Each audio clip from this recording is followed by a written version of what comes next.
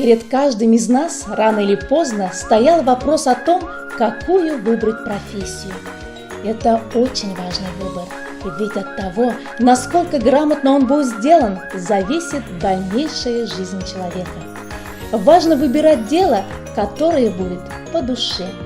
Именно такой выбор стоял передо мной после окончания Чагайской средней общеобразовательной школы Канашского района. Мне хотелось чего-то особенного, светлого и доброго. И вот это особенное на своей работе создает работник культуры. И эта работа должна быть любимой.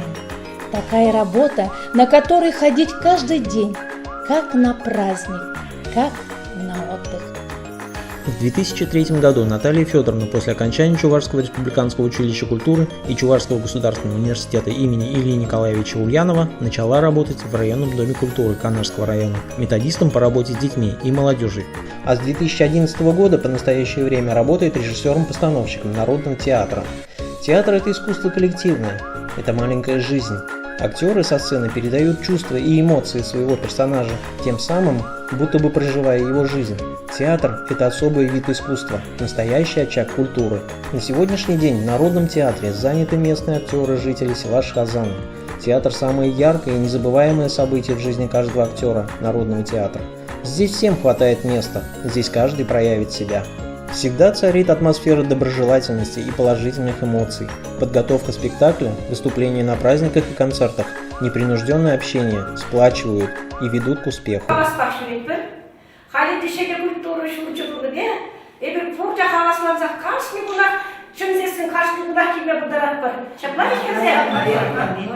Наталья Федоровна всегда находится в центре самых интересных и увлекательных дел, ярких событий.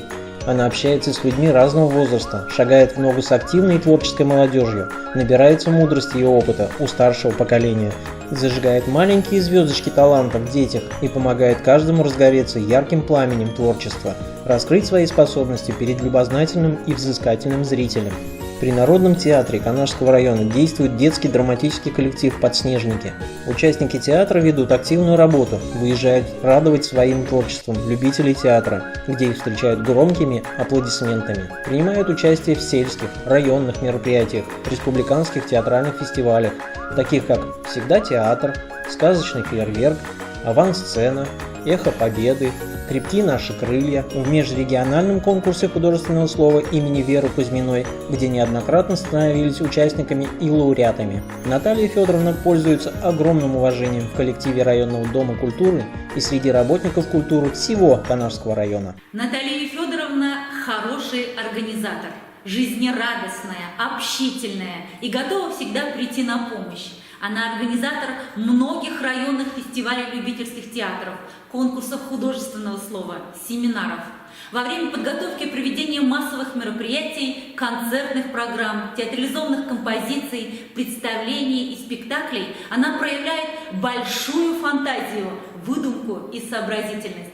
Режиссер Народного театра в постоянном творческом поиске новых интересных идей, которые воплощаются на сценических площадках и в онлайн-проектах Канашского районного дома культуры.